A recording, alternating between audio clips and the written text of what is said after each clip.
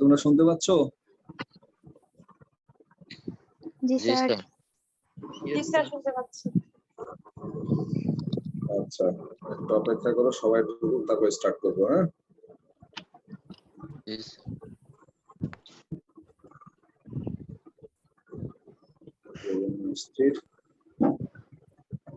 বহুদিন কি পড়ানো হয়েছিল মনে আছে?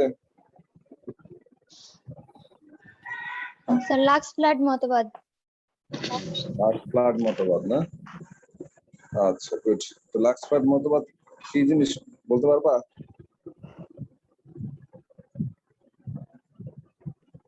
এনিওয়ান লাক্স ফ্ল্যাট মতবাদ কি বলতে পারবে?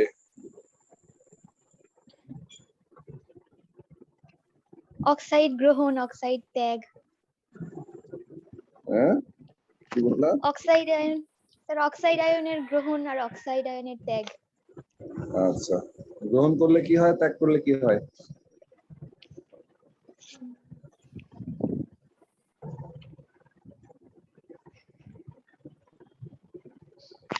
গ্রহণ করলে অ্যাসিড। বলো। সবাই ক্লাসে ঢুকছে, ঢুকে নেই, তারপর শুরু করব। হ্যাঁ, কারণ ওই বারবার ইন্টারাপশন হয়। আমরা প্রথম পড়া ততক্ষণ একটু আলোচনা করি। তো লাক্স ফ্ল্যাট মতবাদ কি মনে আছে কারো? বলো। স্যার, বলো। যে সকল পদার্থ অক্সাইড আয়ন গ্রহণ করে তারা অ্যাসিড, আর যে সকল পদার্থ অক্সাইড আয়ন প্রদান করে তারা ক্ষারক। আচ্ছা, প্রত্যেক পদার্থ আয়ন, তাই না? যৌগ পদার্থ আয়ন সবাই। হ্যাঁ, তো অক্সাইড আয়ন গ্রহণ করলে অ্যাসিড। অ্যাসিড। আচ্ছা, ঠিক বলছে? অন্যরা শুনতে পাচ্ছ? জি স্যার। ঠিক বলেছে না? জি স্যার, ঠিক বলছে। আচ্ছা, ঠিক আছে, ধন্যবাদ। মোটামুটি ক্লাসে জয়েন যারা করার করে গেছে, এবার আমি শুরু করবো। Just 1 minute.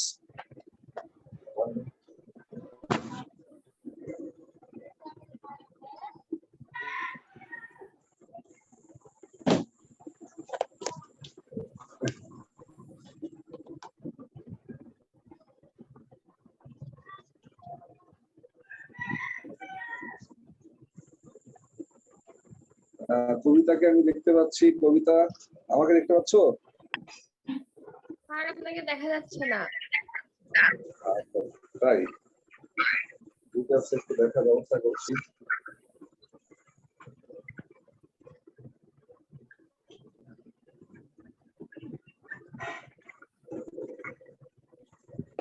ওকে, ক্লাসে যারা আসা চলে আসছে, এবার আমরা ক্লাস শুরু করব। আরে আরে আরে, কি রে, কি আসে?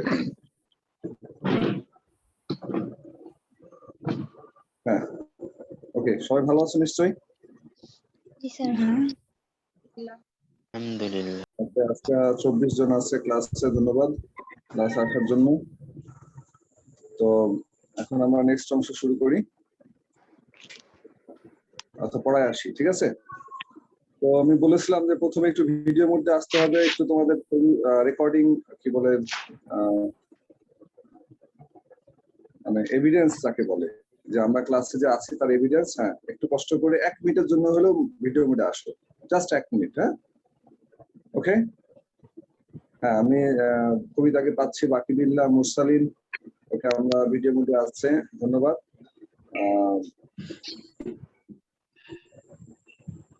ঠিক আছে, আর বাকিগুলো একটু চলে আসো প্লিজ, তাহলে আমরা রেকর্ডিং ইয়াটা স্টিল পিকচারটা সহজে নিতে পারবো। ওকে, হ্যাঁ, তারপরে মাহবুর রহমান, হুমায়রা, মুমতাহিনা, শামিমা খাতুন, হ্যাঁ ধন্যবাদ। আর এদিকে আবু সাইদ, তাহসিন, লোপা এবং শুভ্র দাস। ওকে, আমি স্যার এরপরে রিয়া কুন্ডু। ও, রিয়া কুন্ডু, জি স্যার। ভালো আছো তুমি? জি স্যার, ভালো আছি। আচ্ছা, ধন্যবাদ। বাকি রিয়াদ, রিয়াদ আছো? অনলাইনে ভিডিও মোডে জি স্যার। বা কোন দিকে বাকিটা? ওকে, বাকিগুলো যেমন মেহেদি, রাজু, আজমেরি এগুলা কিন্তু আসো নাই, দৃষ্টিকে দেখতে পাচ্ছি, ধন্যবাদ। বাকিগুলোর ভিডিও মোডে আসার ইচ্ছা নাই, আর বলারও আমার সময় নেই, এখন ক্লাস শুরু করব। যারা আসছে ধন্যবাদ, যারা আসো নাই ভিডিও মোডে তাদেরকে ধন্যবাদ দিও থাকলো আপাতত। হ্যাঁ, তো থ্যাংক ইউ। এখন তোমরা চাইলে অডিও মোডে ক্লাস করতে পারো, চাইলে ভিডিও মোডে ক্লাস করতে পারো। হ্যাঁ, আমার ডকুমেন্টেশনটা হয়ে গেছে। এখন আমরা আজকে পড়ে আসবো যে লাক্স ফ্ল্যাট মতবাদ ছিল, এর পরের অংশ যেটা আছে সেখান থেকে আমরা শুরু করবো, ঠিক আছে? তো সেই পরের অংশ একটু জাস্ট বের করি।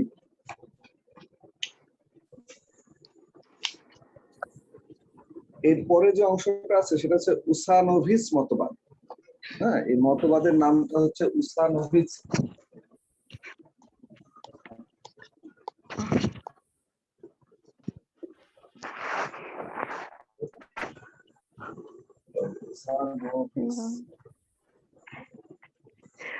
ওকে, এই মতবাদ উসানোভিস মতবাদ অনুযায়ী, ঠিক আছে?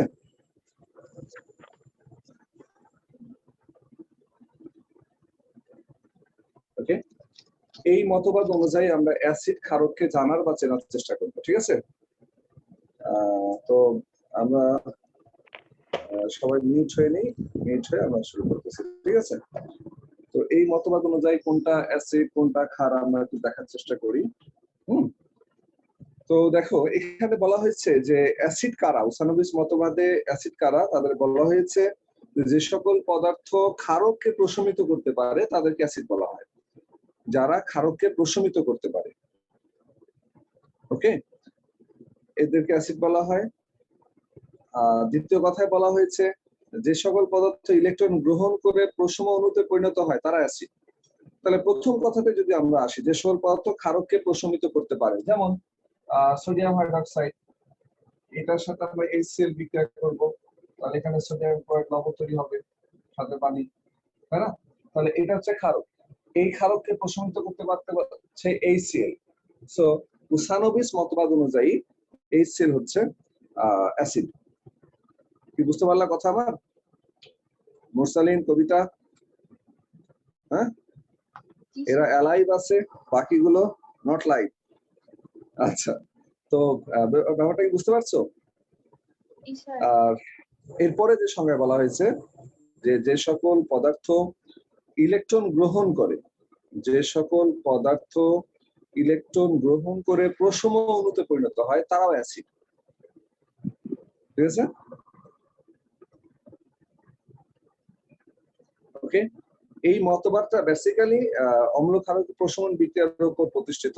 তো এখানে দ্বিতীয় কনসেপ্টে বলা হচ্ছে যে যে সকল পদার্থ ইলেকট্রন গ্রহণ করে প্রশম অণুতে পরিণত হয়, ওকে, তারা হচ্ছে অ্যাসিড। যেমন দেখো, যেমন হচ্ছে যদি Fe2+ এ যদি ইলেকট্রন গ্রহণ করে তাহলে Fe তে পরিণত হলো, তাই না? ইলেকট্রন গ্রহণ করে সে আয়রন পরমাণুতে পরিণত হলো এবং চার্জহীন হয়ে গেল। তো এইটাকে আমরা বলতেছি অ্যাসিড, ওকে? অ্যাসিডের তাহলে দ্বিতীয় ফর্মের সংজ্ঞাটা, থার্ড ফর্মে বলা হচ্ছে যে সকল পদার্থ মুক্ত জোড় ইলেকট্রন গ্রহণ করে, যে সকল পদার্থ মুক্ত জোড় ইলেকট্রন গ্রহণ করে প্রশম সন্নিবেশ যৌগ তৈরি করে, প্রশম সন্নিবেশ যৌগ গঠন করে, তাদেরকে অ্যাসিড বলা হচ্ছে। শুনতে পাচ্ছ আমার কথা? শোনা যাচ্ছে? ওকে, যে সকল পদার্থ মুক্ত জোড় ইলেকট্রন গ্রহণ করে প্রশম সন্নিবেশ যৌগ গঠন করে তাদেরকে আমরা অ্যাসিড বলতেছি। যেমন যেমন অ্যালুমিনিয়াম ক্লোরাইডের কথা বলা হচ্ছে AlCl3, এটা অ্যামোনিয়ার সাথে যুক্ত হচ্ছে মুক্ত জোড় ইলেকট্রন, হ্যাঁ, ওকে, এর সাথে যুক্ত হয়ে যখন একটা যৌগ গঠন করলো তখন আমরা এটা বলতেছি প্রশম, ঠিক আছে?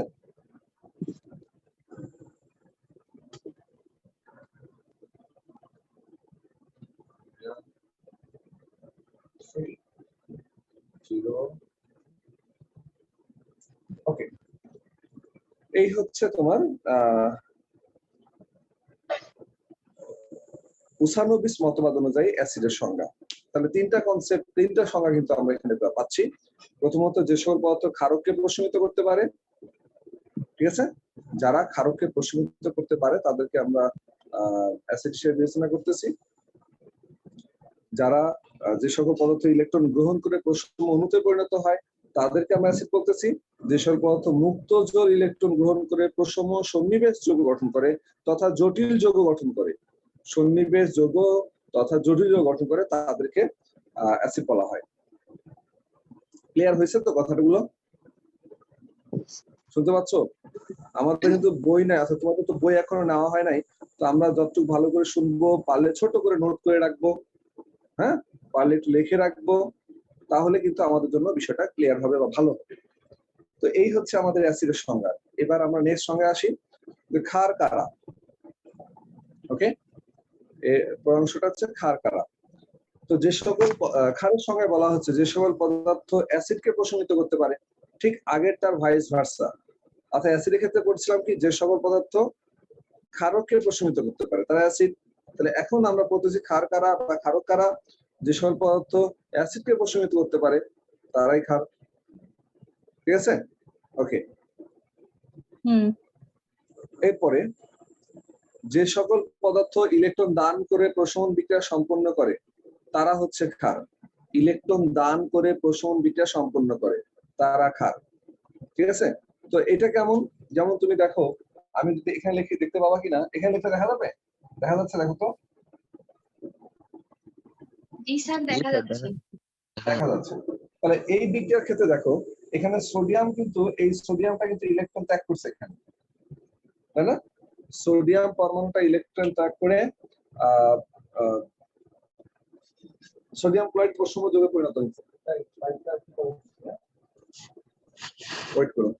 তাহলে সেই ক্ষেত্রে সোডিয়াম যেহেতু ইলেকট্রন ত্যাগ করে সোডিয়াম ক্লোরাইড লবণ তৈরি করছে, প্রশম যৌগ তৈরি করতেছে, আমরা সোডিয়ামকে বলতেছি বেস বা ক্ষার। বুঝতে পারছো? তাহলে কত রকমের ব্যাপার অ্যাসিড ক্ষার সম্পর্কিত, তাই না? যেগুলো আমরা আস্তে আস্তে জানতেছি। ঠিক আছে, ওকে। নেক্সট অংশে আসো। যে সকল পদার্থ মুক্ত ইলেকট্রন দ্বারা অন্য পদার্থের সাথে প্রশম সন্নিবেশ যৌগ গঠন করে তারা হচ্ছে ক্ষার। যে সকল পদার্থ মুক্ত জোড় ইলেকট্রনের মাধ্যমে অন্য মৌলের সাথে বা অন্য যৌগের সাথে, মৌলের সাথে না, অন্য যৌগের সাথে প্রশম সন্নিবেশ যৌগ গঠন করে তাদেরকে আমরা বলতেছি ক্ষার। তো ঠিক দেখো, এই যে উদাহরণটা আমরা দেখছি এখানে, যে অ্যালুমিনিয়াম ক্লোরাইড দেখা যাচ্ছে, দেখো তো বাবুরা, অ্যালুমিনিয়াম ক্লোরাইড অ্যামোনিয়ার সাথে বিক্রিয়া করে এই যৌগটা তৈরি করতেছে। এটা একটা প্রশম সন্নিবেশ যৌগ এবং এটা একটা জটিল যৌগ। এখানে অ্যামোনিয়া কিন্তু তার নিঃসঙ্গ জোড় ইলেকট্রনটা সাপ্লাই দিয়ে এই জটিল যৌগ বা তৈরি করতেছে। অ্যামোনিয়াটা এখানে সাপ্লাই দিয়ে তৈরি করতেছে, বিধায় আমরা বলতেছি অ্যামোনিয়াটা হলো এখানে বেস বা ক্ষার। দেখো তো বুঝলা কিনা কথাটা আমার? জি স্যার। স্যার কি বুঝতে পারছেন কথা? জি স্যার। বুঝতে না পারলে বলবেন, যদি কষ্ট হয় বলবেন, হ্যাঁ, সমস্যা হলে বলবেন, বুঝলেও বলবেন, না বুঝলেও বলবেন। বুঝতে পারছো? স্যার আমি তো কিছুই বুঝি না স্যার, সেটাও বলবো স্যার আমি কিছুই বুঝি না। ঠিক আছে, আর যদি সব বুঝো তা বলবা যে স্যার আমি সব বুঝতে পারছি, শুধু ধরবেন না স্যার, ধরলে কিন্তু পারবো না। ঠিক আছে, সেটা বলবা। তো যাই হোক, এই হচ্ছে আমাদের অম্ল ক্ষার সম্পর্কিত উসানোভিস মতবাদ। তো আপাতত মতবাদ আমাদের এই পর্যন্তই। অর্থাৎ আমরা অ্যাসিড ক্ষার সম্পর্কিত তাহলে কয়েকটা মতবাদ এই পর্যন্ত জানলাম বলতো এই কয়েকদিনে?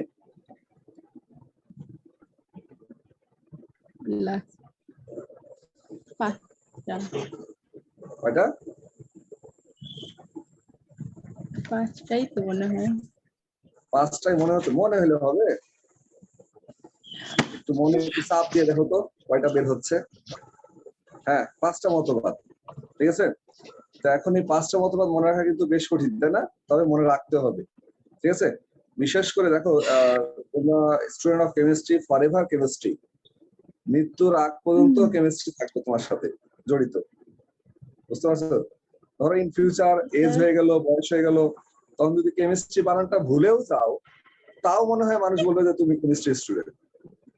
হ্যাঁ, রাস্তা দিয়ে যখন হেঁটে যাওয়া দেখা যায়, ওই দেখো ওই লোকটা যাচ্ছে কেমিস্ট্রিতে পড়তো অ্যাডওয়ার্ড কলেজে, খুব ভালো ছেলে, খুব ভালো মেয়ে। হয়রাস তোমাকে যদি জিজ্ঞাসা করে কেমিস্ট্রি বানান বলো, তো হয়তো ভুলে গেছো ওই মুহূর্তে, হতেই পারে, হয় না? এমন অনেক সহজ বানান অনেক সময় মানুষ ভুলে যায়, কিন্তু তারপরেও তো সেই ক্ষেত্রে যেটা বলতেছি আসলে, যে আমরা 5টা মতবাদ শিখছি, 5টা মতবাদ মনে রাখতে হবে। হ্যাঁ, Yes, sir. ভোলার সুযোগ না, ভোলা যাবে না। ওকে, হ্যাঁ। তো জি। একটু আর আমরা এসএসসি পর্যন্ত 1টা না 2টা পড়ছিলাম, ইন্টারে যায় 3টা পড়লাম, অনার্স শেষে 5টা পড়লাম, কেবল অনার্স ফার্স্ট ইয়ার, আরো কত ইয়ার পড়ে আছে, দেখো আরো কোনো কিছু আসে কিনা, তাই না? সো আজকে এই ইকোনমিক মতবাদটা ক্লিয়ার হতে পারছে আশা করছি। কবিতা শুনতে পাচ্ছ? কবিতা, হ্যাঁ, কবিতা কি ওয়াইফাই না? তোমার কি ওয়াইফাই? জি স্যার। হ্যাঁ, আচ্ছা, ওয়াইফাই থাকলে, ভিডিও মোডে থাকলে আমি খুশি হব, কারণ এখানে তো এক্সট্রা কোনো ডাটা কাটছে না, তাই না? ওকে, তারপর শাহরিয়ার ইসলাম, বাকি বিল্লাহ, হ্যাঁ, এরাও ভিডিও মোডে আছে, মুরসালিন আছে, সাকিব আছে। যদি তোমাদের কোনো প্রবলেম না থাকে আর ওয়াইফাই বিশেষ করে থাকো, তাহলে সেই ক্ষেত্রে ভিডিও মোডে থাকলে বেশি ভালো হয়। হ্যাঁ, আচ্ছা, এবার আসো, যেহেতু আমরা একটা বইকে ফলো করে আগাচ্ছি, তোমাদের কাছে বই নাই, আমি ওইভাবেই পড়ানোর চেষ্টা করতেছি, দেখানোর চেষ্টা করতেছি, ঠিক পড়ানো না, জাস্ট শেয়ারিং করা। ওকে, যে জৈব অ্যাসিড এবং এর শক্তি মাত্রা এই সম্পর্কিত একটা তো পয়েন্ট এখানে আছে, যেখানে আমাদের বলা হচ্ছে যে বিয়োজন অ্যাসিডের, জৈব অ্যাসিড মানে অ্যাসিড, এর বিয়োজন ধ্রুবক সম্পর্কিত তথ্য এখানে শেয়ার করা হবে। তো আমি একটা বিক্রিয়া দিয়ে তোমাদের এই বিষয়টা দেখাতে চাচ্ছি। এই বিক্রিয়াগুলো মুছে দিলাম, হ্যাঁ, যে বিক্রিয়াগুলো লেখা আছে জি স্যার। এই বিক্রিয়াগুলো মুছে দিচ্ছি।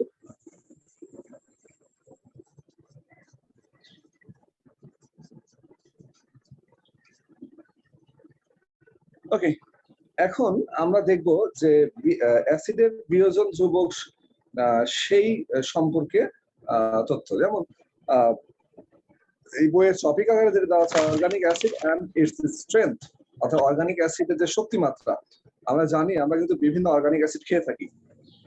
অর্গানিক অ্যাসিড খেয়ে থাকো এমন কোন অ্যাসিডের নাম জানো? স্যার অ্যাসিড আবার খাওয়া যায় স্যার, পাগল হয়েছেন, আপনিও মরবেন আমারও মারবেন। Citric acid sir. Citric acid, হ্যাঁ, sir citric acid, nitric acid, sulphuric acid সবই তো খাইছেন নাকি? হ্যাঁ, ভুল করে আবার এগুলা খেয়ে না, ঠিক আছে?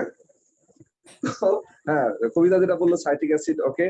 আর দুই একটা অ্যাসিড যা খেয়ে থাকো, বলতে পারবা? Lactic acid. হ্যাঁ, গুড, এগুলো আমাদের একটু খেয়াল রাখতে হবে, মনে রাখতে হবে। হ্যাঁ, তো একটু খেয়াল করো, আমরা একটা জৈব অ্যাসিড দেখো, RCOOH, এটার নাম কি? এই অ্যাসিডের নাম কি?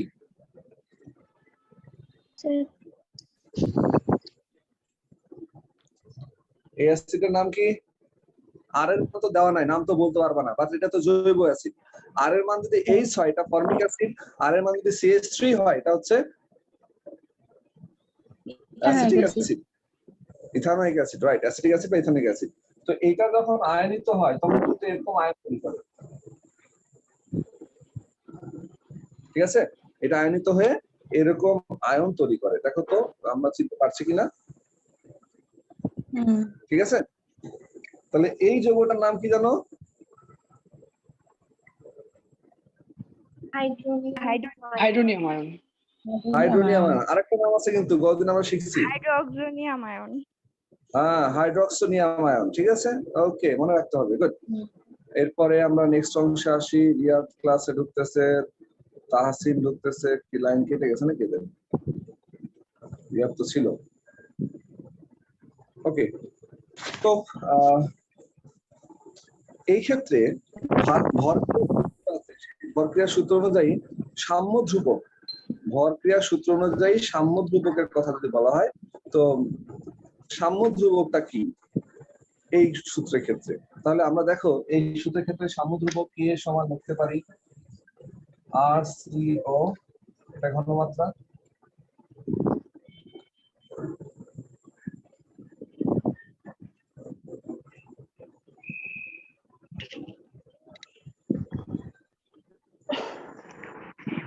তাই না? দেখো তো, ওকে, দেখো তো এটা লেখা যায়, খুব সহজে স্যার লেখা যায়। লেখা যায়। সাম্যধ্রুবক কে সমান হচ্ছে উৎপাদের আয়নের ঘনমাত্রা বা উৎপাদের ঘনমাত্রা বা বিক্রিয়কের ঘনমাত্রা বা অবশিষ্ট বিক্রিয়কের ঘনমাত্রা। ঠিক আছে, সাম্য অবস্থায় যে অবশিষ্ট বিক্রিয়ক থাকে তার ঘনমাত্রা হবে নিচে, আর উপরে হচ্ছে উৎপাদ বা উৎপাদ আয়নের ঘনমাত্রা। এখন এইটাকে যদি আমরা একটু রিঅ্যারেঞ্জ করব, তো রিঅ্যারেঞ্জ করব কিভাবে? দেখো, এখান থেকে এই পানির অণুটাকে আমরা এখান থেকে পানি দেবো, নিয়ে যে এখানে নিয়ে আসবো, সাম্যধ্রুবক কে এর সাথে পানির ঘনমাত্রাটাকে গুণ করে দিলাম। তো এটা যদি গুণ করে দেই, ঠিক আছে, তখন সাম্যধ্রুবকের সাথে পানির ঘনমাত্রা যেটা ধ্রুবক, কারণ এখানে পানির ঘনমাত্রা, পানির পরিমাণ এত বেশি থাকে, দুর্বল অ্যাসিডের ক্ষেত্রে পানির পরিমাণ এত বেশি থাকে বা পরিমাণ আনচেঞ্জ থাকে, আনচেঞ্জ হয় বা পরিবর্তিত হয় না বলে তার ঘনমাত্রাকে ধ্রুবক ধরে নেওয়া হয়। সেই ক্ষেত্রে এই ধ্রুবক এবং এই ধ্রুবক, দুইটা যে ধ্রুবক আছে, এই দুইটা ধ্রুবককে পরবর্তীতে আরেকটা ধ্রুবক দ্বারা রিপ্লেস করা হয়।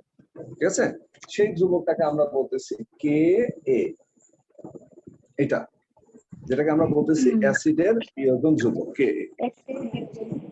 ঠিক আছে, অ্যাসিডের বিয়োজন ধ্রুবক কে এ। ঠিক আছে বাবুরা, ওকে। এই অ্যাসিডের বিয়োজন ধ্রুবক কে এ, এটা সমান কি হবে? এটা সমান হবে এই যেটা আছে, আমি জাস্ট এটা না লিখলাম, দেখা দিচ্ছে এটা উপরে যেটা আছে। ঠিক আছে, কে এটা হচ্ছে উৎপাদ আয়ন দ্বয়ের ঘনমাত্রা বাই অবশিষ্ট বিক্রিয়ক যেটা ছিল RCOOH এর ঘনমাত্রা। এই হচ্ছে আমাদের কে বা অ্যাসিডের বিয়োজন ধ্রুবক। ঠিক আছে, তো এখন এই বিয়োজন ধ্রুবক দ্বারা কি মিন করে, রিপ্রেজেন্টেশনটা কি হয়, কি করতে লাগে? ঠিক আছে, এটা হচ্ছে বিয়োজন ধ্রুবক বোঝায় যে একটা অ্যাসিড দ্রবণে দিলে তার আয়নিত হওয়ার প্রবণতাটা কতটুকু হয়, সে কতটুকু ভেঙে যায়, তার শক্তি মাত্রা কত সে প্রদর্শন করতে পারে, ইত্যাদি ইত্যাদি মিন করে। যেমন কোন অ্যাসিডের যদি বিয়োজন ধ্রুবকের মান কে এর মান, কোন অ্যাসিডের যদি বিয়োজন ধ্রুবকের কে এর মানটা বেশি হয়, তাহলে বুঝতে হবে এই অ্যাসিডটা বেশি শক্তিশালী। ঠিক আছে, দুইটা পাত্রে দুইটা অ্যাসিড দিল, নাম বলে দিল না, দিয়ে বলল যে এর মধ্যে কোন অ্যাসিডটা শক্তিশালী তুমি বলো। শুধু বডিতে লেখা আছে কে এর মান, দুইটা পাত্রের বডিতে নাম নাই, শুধু কে এর মান দেওয়া আছে। ওকে, তাহলে তুমি কিভাবে চিনবা বা বুঝবা যে কোনটা শক্তিশালী? তুমি যদি শার্প নলেজের হও তাহলে হ্যাঁ হ্যাঁ, তো যদি ওই অ্যাসিডের কে এর মান বিয়োজন ধ্রুবকের মান বেশি থাকে তাহলে বলবা এটা শক্তিশালী, আর যদি কম থাকে, যেটা কম আছে সেটা বলবা দুর্বল, এই দুটার মধ্যে। আর তুমি যদি ওভার ট্যালেন্ট হও তাহলে হয়তো এরকম করতে পারো, স্যার আমি খেয়ে দেখবো স্যার কোনটাতে বেশি বুক জ্বলে, সেটা বেশি স্ট্রং অ্যাসিড। ওকে, তাই না? আর কম জ্বললে কম স্ট্রং অ্যাসিড। এটা যে ওভার ট্যালেন্ট হবে। আবার কেউ যদি একটু চালাক বা চতুর টাইপের হও, পারছো না বা চতুরতা ভালো আছে, স্যার নোক আছে না স্যার, এই আঙ্গুল ভরে দিয়ে দেখবো স্যার কোনটাতে বেশি চলে বা কম চলে, তাই না? তাহলে তো মরতেছি না। তো এটা দেখা বুঝতে পারে, বাট আমাদেরকে কিন্তু এই ফর্মে ভাবার কোনো সুযোগ নাই, নাকি?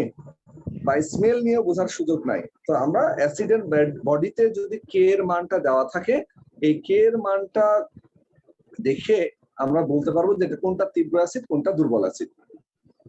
ওকে, সাইদ শুনতে পাচ্ছ? আবু সাইদ? জি স্যার, শুনতে পাচ্ছি। আচ্ছা, ধন্যবাদ। তো কে এর মান বেশি হলে তীব্র অ্যাসিড, কে এর মান কম হলে দুর্বল অ্যাসিড। এখন এই কে এর বিয়োজন ধ্রুবক তো আমরা বুঝলাম, হ্যাঁ? এই বিয়োজন ধ্রুবকের এককটাও আমরা মনে রাখতে পারি। বিয়োজন ধ্রুবক একক, এর একক হচ্ছে মোল পার ডেসিমিটার কিউব, এর একক হচ্ছে এটা। ওকে, একক হয়তো তোমাদের এখন আর এই লেভেলে লাগবে না, হয়তো ইন্টার লেভেলে খুব লাগতো, খুবই ডিস্টার্ব করছে এককগুলো, তাই না?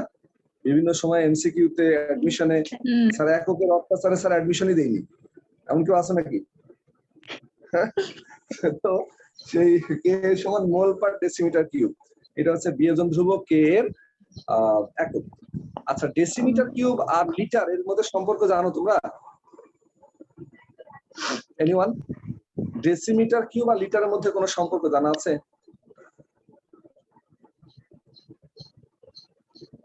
মনে নাই, মনে ভুলে গেছে সম্ভবত। 1 ডেসিমিটার কিউব সমান 1 লিটার, তাই না?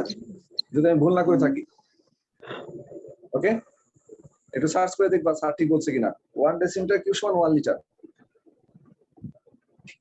হ্যাঁ, might be right. Okay, G sir. তো স্যার 1 লিটার এরপরে হ্যাঁ ঠিক আছে না ভুল বললাম? ঠিকই আছে। স্যার আপনি যা বলছেন তাই ঠিক স্যার, আমরা মেনে নিচ্ছি, নাকি? এমন যাতে না হয়, ভুল হতে পারে, তাই না? মানুষেরই তো ভুল হয়। তো এরপর যে অংশটা আসবে সেটা হচ্ছে পিকেএ ভ্যালু। পিকেএ, হ্যাঁ, এই ভ্যালুটার সাথে আমরা ইয়ে করবো। পিকে ভ্যালুটা কি? তো পিকেএ এই সম্পর্কে কোনো আইডিয়া, কোনো কনসেপ্ট আপনাদের আছে কিনা? ওকে, সাকিব থেকে আরেকজনকে পড়াচ্ছে, দেখো। আচ্ছা দেখো, বলতেছিলাম পিকেএ ভ্যালুটা এই সম্পর্কে আমাদের কোনো আইডিয়া আছে না? সাকিব, কথা বলতে অডিও মোডে কথা বলো। হ্যাঁ, তোমাকে কিন্তু আমরা দেখতে পাচ্ছি 31 জন বা 30 জন। ওকে, সো যেটা বলছিলাম যে পিকে ভ্যালু জিনিসটা কি? পিকে ভ্যালুটা হচ্ছে মাইনাস লগ অফ কে।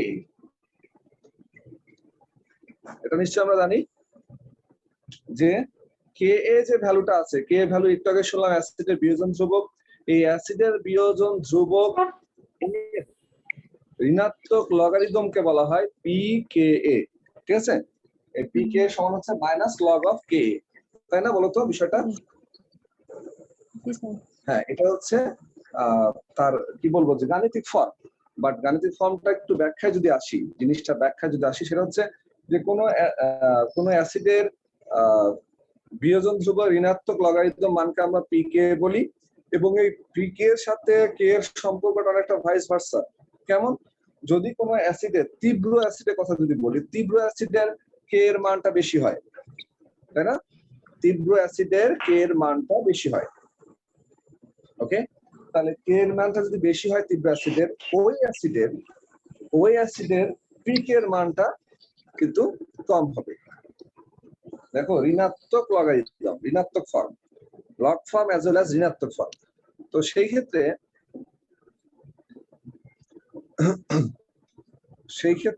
তুমি খেয়াল করো যে লগ কে এ মাইনাস লগ কে সমান পিকে, অর্থাৎ অ্যাসিডের বিয়োজন মাত্রা ঋণাত্মক লগারিদমকে পিকে বলতেছি। যদি কোনো অ্যাসিডের কে এর মানটা বেশি হয় তার পিকে এর মানটা কম হয়। এটা হচ্ছে মূল কথা। এটা আমরা হয়তো শুনেছি, হয়তো ভুলেও গেছি। তাহলে কোনো অ্যাসিডের বিয়োজন মাত্রা যদি বেশি হয়, তাহলে ওই অ্যাসিডটা তত বেশি শক্তিশালী হয়, তত বেশি স্ট্রং হয়। ওই অ্যাসিডটা বিয়োজন মাত্রা বেশি হওয়ার কারণে তার শক্তি মাত্রা বেশি, সে আয়নিত হয় বেশি, এবং তার যে অ্যাক্টিভিটি সেটা সে বেশি প্রদর্শন করে। আর তার পিকে এর ভ্যালুর মানটা কিন্তু ততই কম হবে। তাহলে ওই যে উদাহরণ দিলাম, দুইটা পাত্র বা দুইটা গ্লাসে দুইটা অ্যাসিড দিয়ে লেখা আছে বডিতে পিকে এর ভ্যালু পিকে, একটা 2 একটা 3, তাহলে কোনটা শক্তিশালী অ্যাসিড? যেটা 2, যার পিকের মান যত কম তার শক্তি তত বেশি। তাহলে পিকের মান কম হওয়াতে এটাকে আমরা বলতেছি অ্যাসিডের বিয়োজন ধ্রুবক, এর ঋণাত্মক লগারিদম। তাহলে আমরা মোটামুটি বুঝতে পারছি পিকে এর বিষয়টা। স্যাররা বুঝতে পারছেন? হ্যাঁ, আমার সোনামণিরা, জাদুমণিরা বুঝা গেছে না? আচ্ছা, তো নেক্সট অংশে এবার আসি। পিকে লেখার ফর্মটা আমরা একটু শিখে রাখি। হ্যাঁ, ফর্মটা অর্থাৎ কিভাবে লেখে, এটাতে আমাদের একটু সমস্যা থাকে বা থাকতে পারে। হ্যাঁ, একটু দেখো, আমি এদিকে একটু ধরতেছি। দেখো, তার আগে আমরা একটু বলি যে পিএইচ লেখাটা, পিএইচ, তাই না? এইভাবে পিএইচ আমরা লিখি। তো পিএইচ আসলে লেখে কি করে সেটা আমরা একটু দেখবো।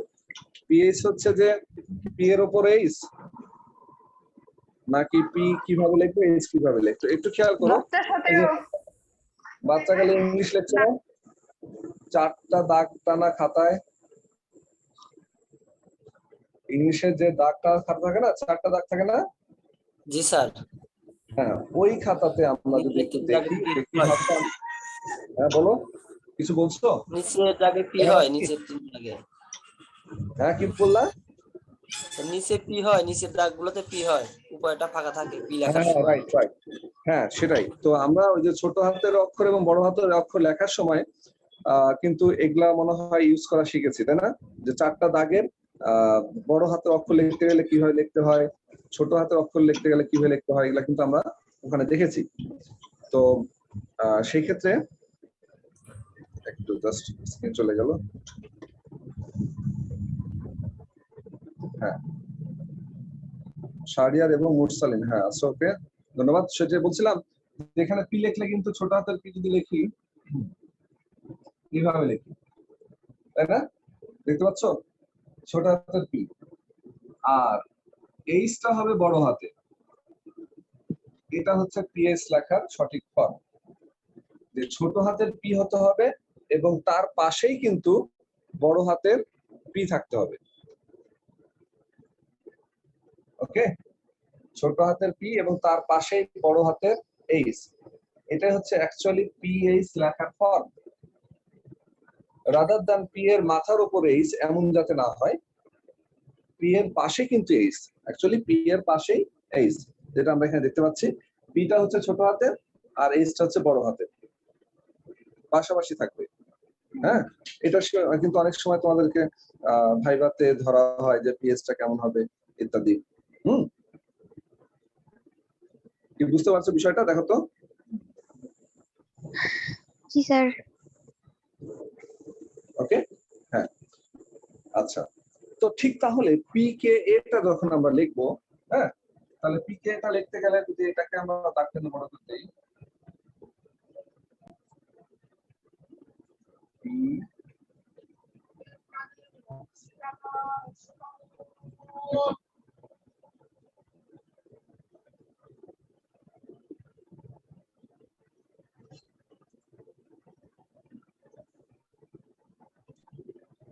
দেখতে পাচ্ছ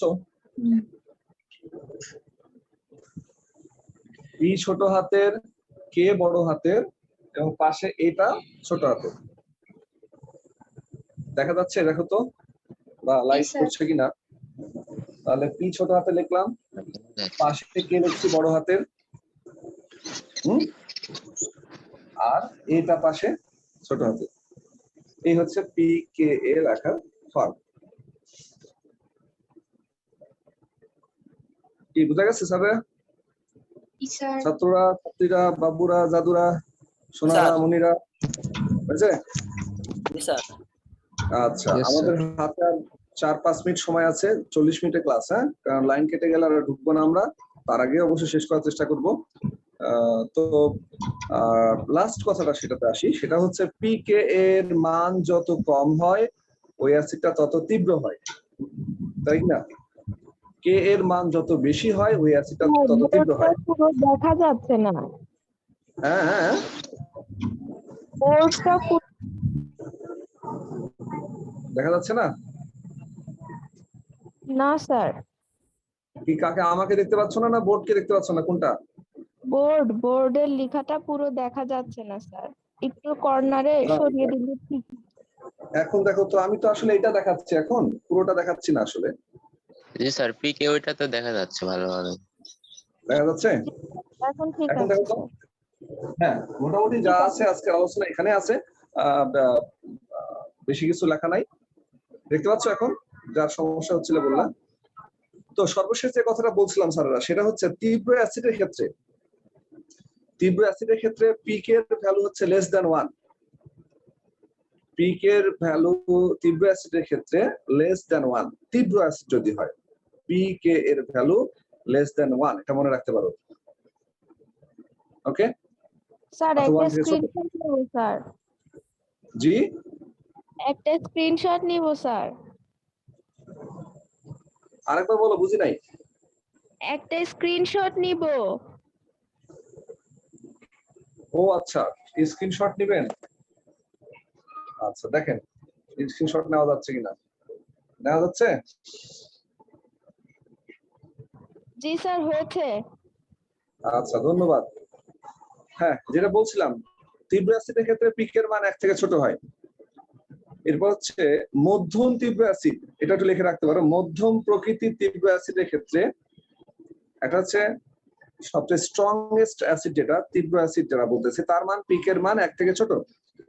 মধ্যম তীব্র অ্যাসিডের ক্ষেত্রে পিকের মান 1 থেকে 5। মধ্যম তীব্র অ্যাসিডের ক্ষেত্রে পিকের মান 1 থেকে 5। দেখছো? হ্যাঁ যারা দেখতে চাচ্ছ তাদের জন্য বলছি। থার্ড হচ্ছে মৃদু অ্যাসিডের ক্ষেত্রে, মৃদু অ্যাসিডের ক্ষেত্রে পিকের মান 5 থেকে 15। আর একটা মৃদু অ্যাসিডের ক্ষেত্রে পিকের মান 5 থেকে 15। দেখেছো? মৃদু অ্যাসিডের ক্ষেত্রে পিকের মান 5 থেকে 15। ঠিক আছে, আবু সাইদ শুধু শুনছে না, ধন্যবাদ। আর অতি মৃদু অ্যাসিডের ক্ষেত্রে, পিকের মান গ্রেটার দ্যান 15, অর্থাৎ 15 থেকে বেশি।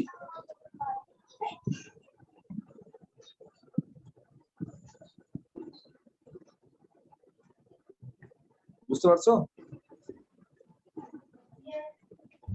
15 থেকে বেশি বা গ্রেটার দ্যান 15, এটাই হচ্ছে আমাদের পিকের সম্পর্কিত তোমার অ্যাসিড এবং অ্যাসিডের তীব্রতা, রিলেটিভলি তীব্রতা কেমন তার কাটা।